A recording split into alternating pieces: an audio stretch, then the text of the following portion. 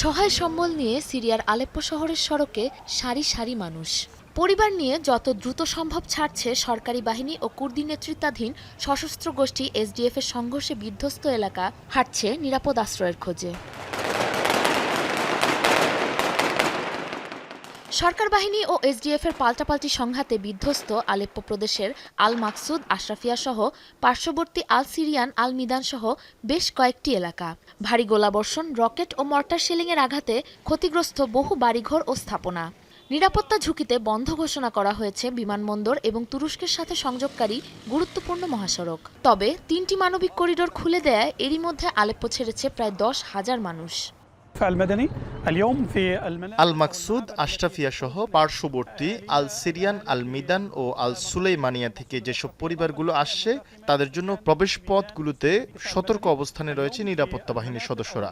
এই পরিবারগুলোকে তাদের গন্তব্য ও আশ্রয় কেন্দ্রে নিরাপদে পৌঁছে দেওয়ার দায়িত্বে রয়েছে আমরা।